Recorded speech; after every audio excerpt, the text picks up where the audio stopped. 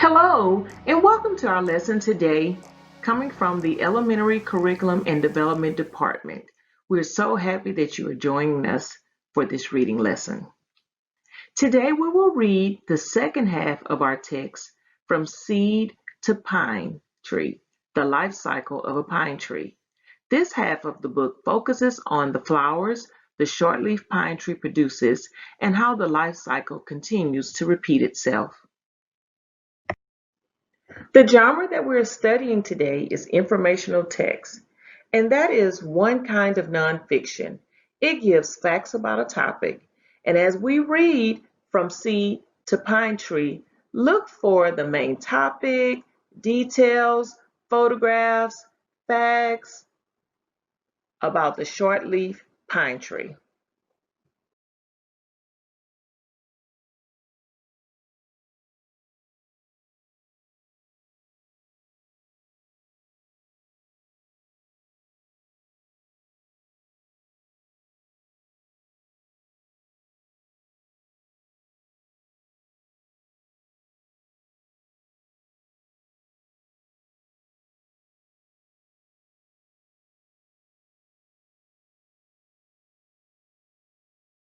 So today, while I am reading From Seed to Pine Tree following the life cycle, we will be focusing on the chapters Flowers Called Pine Cones, Making New Seeds, Flying Free, The Cycle Begins Again, Life Cycle of a Shortleaf Pine Tree, and Fun Facts. Your thinking job will be, as I read today, pay close attention to the images and text features you notice throughout the text. Let's begin reading. When a shortleaf pine tree is 20 years old, it grows special flowers in the spring. The flowers are called pine cones. Some pine cones are male and others are female. New male pine cones are smaller than female pine cones. The long, thin male pine cones are yellow or green. New female pine cones are green. The thick scales on the female pine cone later turn brown and hard. The male pine cones also turn brown as time goes on. What are the special flowers on a pine tree called? I'll give you a few seconds to think about that.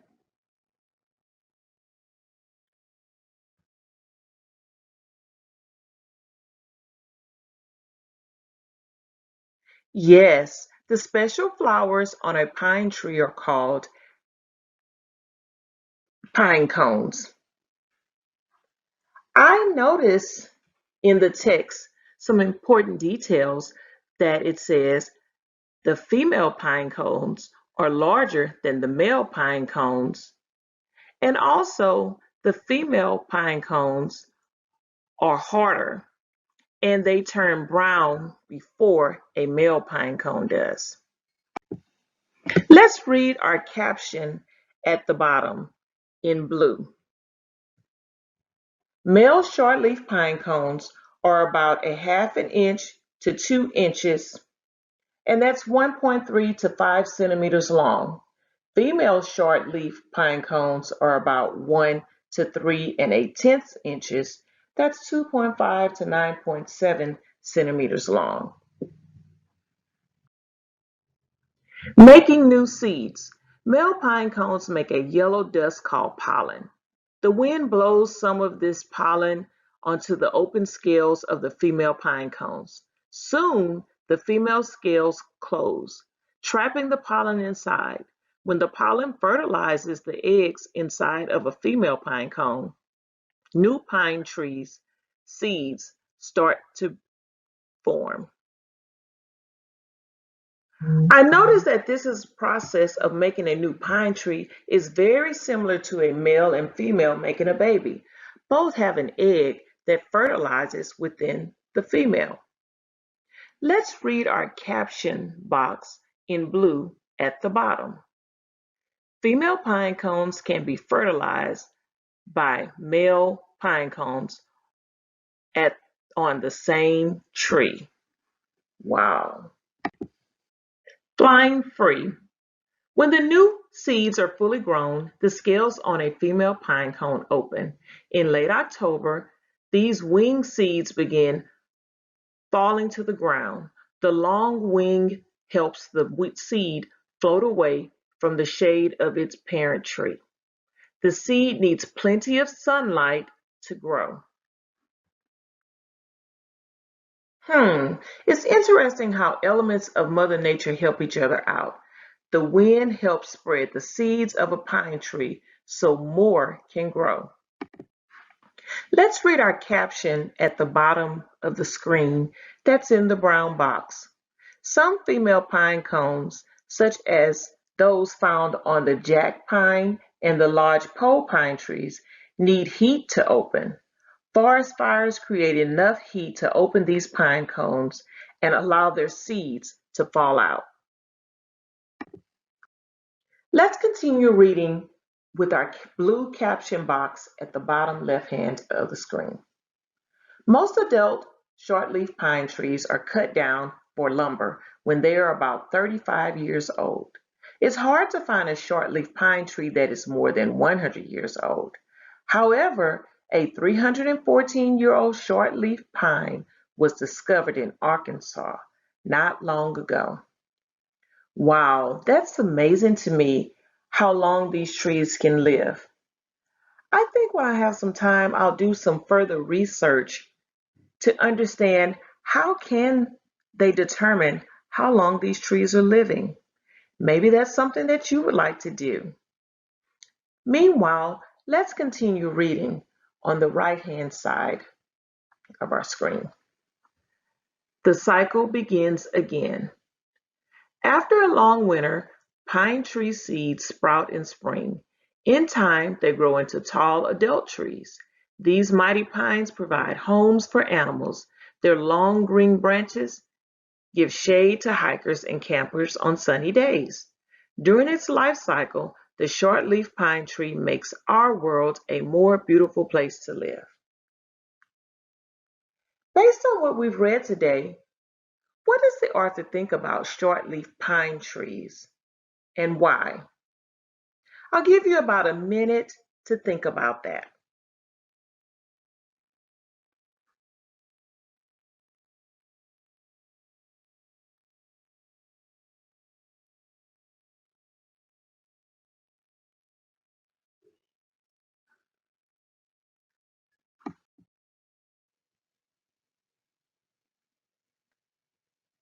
Keep thinking.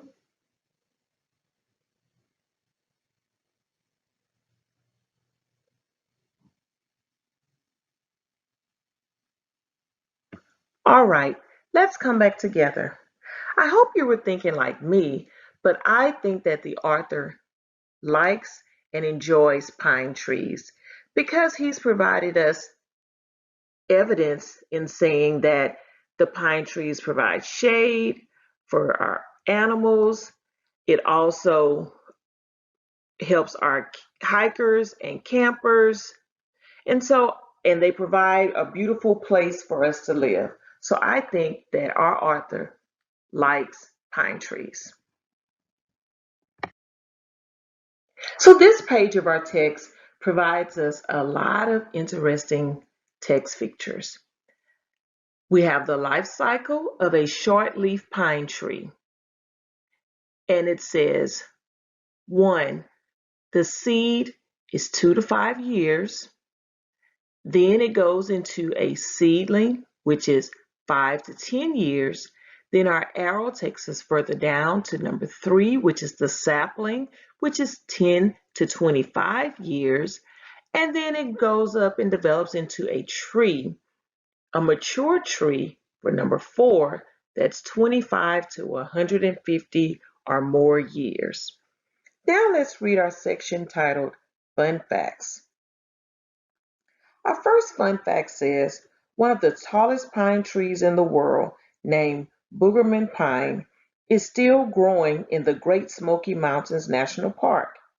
This white pine stands 186 feet, which is 57 meters tall. Our next fun fact says Certain pine trees are endangered in some states. This means the trees are in danger of dying out or no longer existing. The shortleaf pine is an endangered tree in Illinois. Our third fun fact: some farms grow pine trees that will become beautiful Christmas trees. In the United States, 500,000 acres, 200,000 hectares of farmland are used to grow Christmas trees. And our last fun fact: the longest pine cone in the world grows on the sugar pine tree. Some of these large female pine cones are up to 21 inches, which is 53 centimeters long.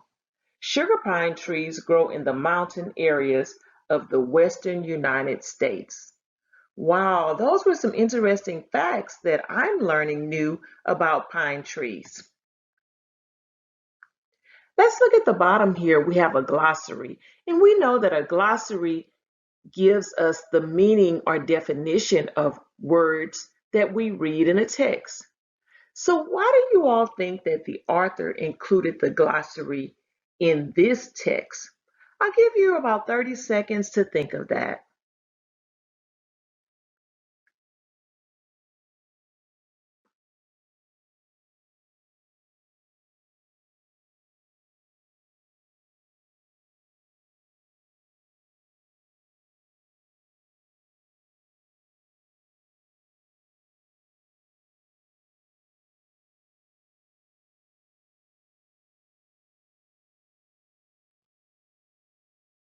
Okay, let's come back together. As I said before, glossaries help give us the meaning or definition of words. And there were a lot of words in this text that I know I wasn't familiar with. So there may have been some words that you weren't familiar with. So I think the author included this glossary in case there were words that we didn't know the meanings to, that we could look at the end of our text to find out what they mean so that we could better understand our text. I really appreciate the author for providing us this glossary. Now let's transition into our reading lesson for today.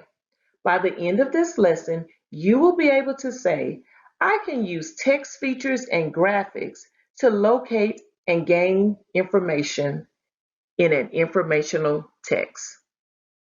Let's begin.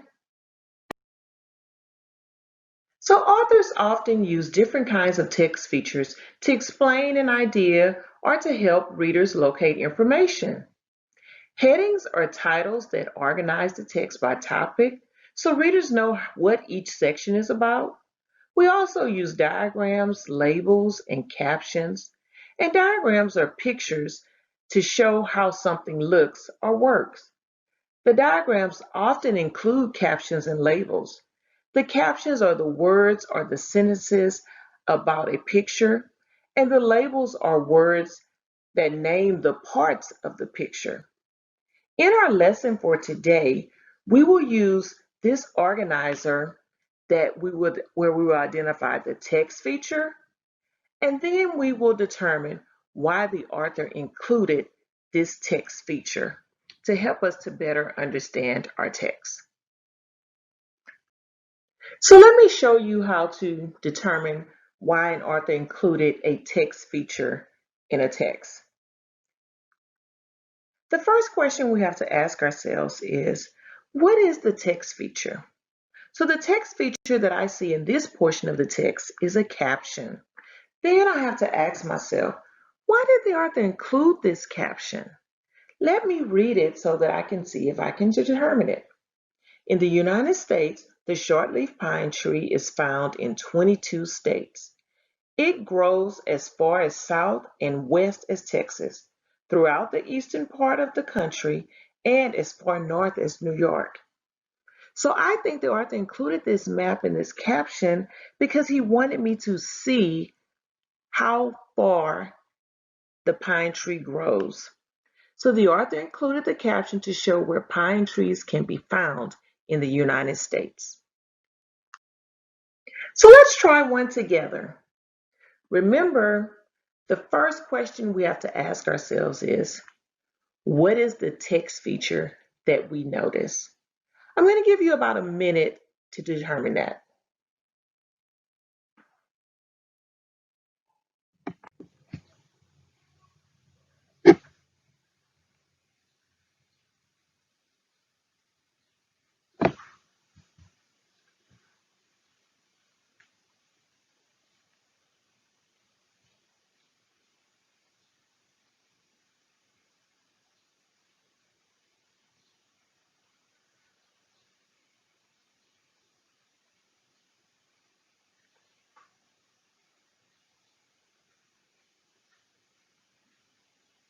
Okay, let's see if you figured out what text feature is being used. There are two, heading and a diagram. So now let's read so that we can ask ourselves, why did the author include this section titled A Seedling Sprout? When a seed begins to sprout, the tough outer coat of a seed opens. Soon, tiny roots grow downward into the ground. They take in water and hold the seed in place. Soon, a green sprout shoots upward toward the bright sunlight. Next, green needles grow from the shoot. The seed has become a young tree called a seedling. So now we have to ask ourselves again, why did the author include this section titled A Seedling Sprout? I'm going to give you about 1 minute to think about that.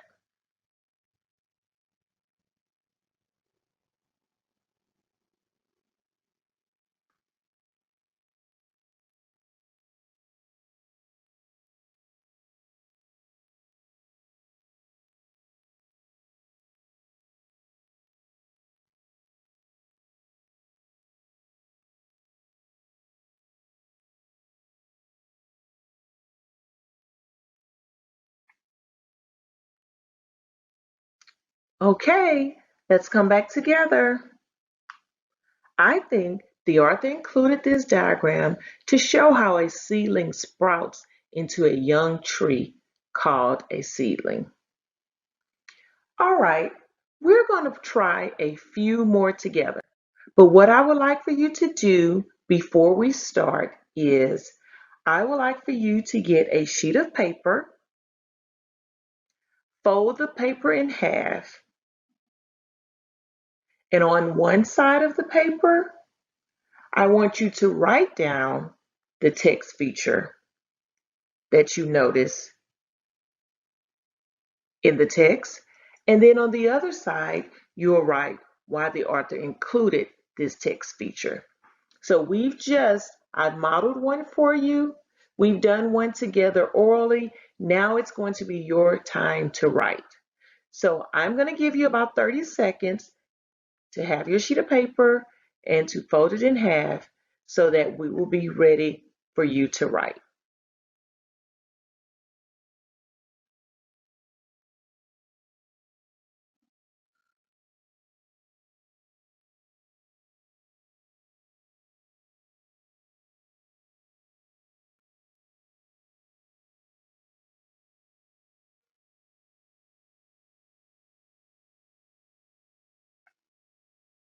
All right, let's get ready to begin. So the first question we have to ask ourselves is, what is the text feature we notice here? So think about it. Text feature are you noticing in this visual? Do you see a caption, a heading, a diagram?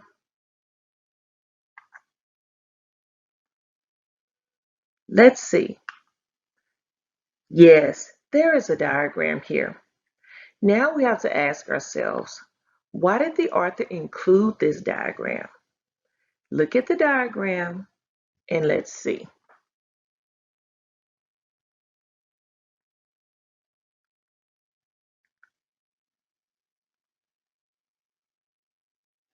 I see an arrow showing oxygen, an arrow showing sunlight and air. I see one down at the bottom in the dirt titled water. Go ahead and fill in your organizer and write down why you think the author included this diagram. What is he trying to show us here?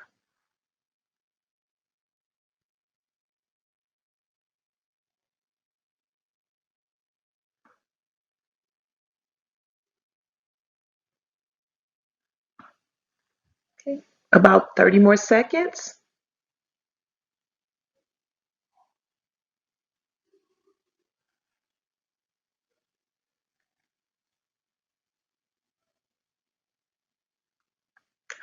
I think the author included this diagram to show us how pine trees make oxygen through photosynthesis. I hope you got that right. If not, we're going to try another one. Okay, get ready with your pencils and your organizer. Think about what is the first question we have to ask ourselves. Yes, what are the text features that we notice here? Take a moment and go ahead and write those down in your organizer. I'll give you about 1 minute, and I'm going to give you a hint. There are two this time.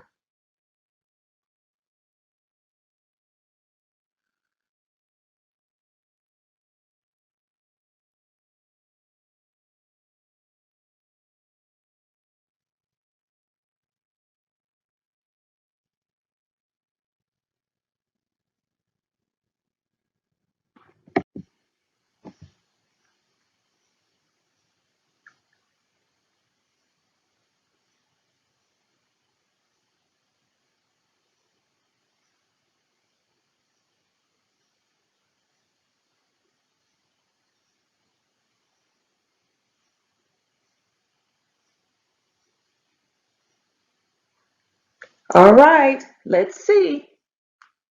Heading and diagram. Okay, the next question we have to ask ourselves is, what are the steps of the life cycle of a shortleaf pine? Looking at your diagram, ask yourselves, what are the steps in the life cycle of a short pine? Give you about 30 seconds to write those 4 steps down.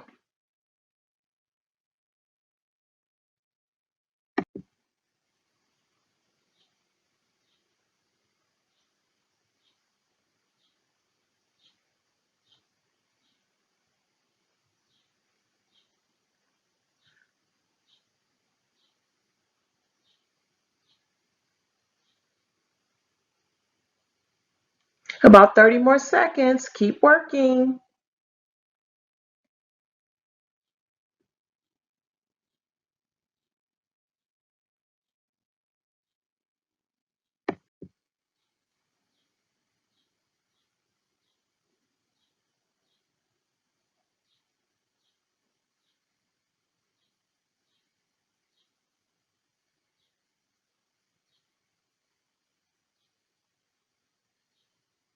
All right, let's check your answer. Hopefully you came up with our steps are 1, the seed, 2, the seedling, 3, the sapling, and 4, the mature trees. Those are the 4 steps of the life cycle of a shortleaf pine tree. Now, because we had another text feature here, we're going to ask ourselves, based on this heading, why does the author include this diagram? Why do you think he included these steps? I'm going to give you about 1 minute to write your answer down in your same organizer for why did the author include this diagram. You may begin.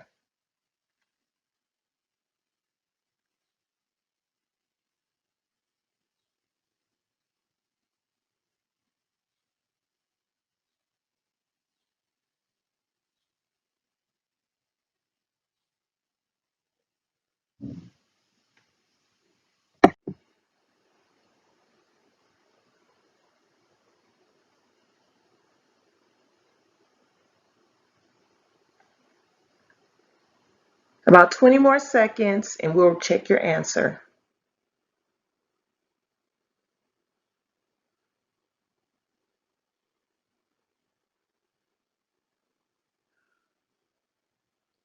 All right, let's see if we can answer. Why did the author include this diagram? The author included this diagram to show the steps of the life cycle of a shortleaf pine tree. Great job! So, today we've learned how to use text features to locate and gain information in an informational text. As you read your informational text independently today, remember to notice and name the text features such as headings, captions, labels, and diagrams. After you notice these text features, then you will ask yourself, why did the author include this text feature? The answer to this question will help you to better understand the text. Before you have fun and begin working, I want to give you a few pointers on how to select the best text to use this strategy with. When picking the just right book, the first thing you have to do is to choose a just right book is open your hand, then open your page to your book and put up a fingertip for every word you aren't sure of. So if you get 0 words wrong, that book may be too easy. If you get 1 to 2 words wrong, that's probably a perfect fit for a book for you. If you get 3 to 4 words wrong, give it a try because it may work as a great book for you. But if you get 5 words wrong when you are reading that book may be too hard and you may need to try something that is easier for you to read and to understand. Things to look for when using our strategy in learning about text features and using them to locate information in an informational text is the first thing you have to have is a nonfiction text. When you open the book, look to see if you see headings, which are going to give you the topic or information about that section of the text. Look to see if you have captions, which give us information about the diagrams that are in that text, and also the diagrams, which are like the drawings that you will see that the author places in a text to help us better comprehend informational text. Books that are not best for this strategy are fiction books such as fairy tales and realistic fiction, because these will not be organized the same way as our informational text book. So I hope you've enjoyed this lesson. I want to thank you from the Elementary Curriculum and Development Department. Continue to have a safe summer and remember to keep reading. The more you read, the more you will learn. Bye-bye.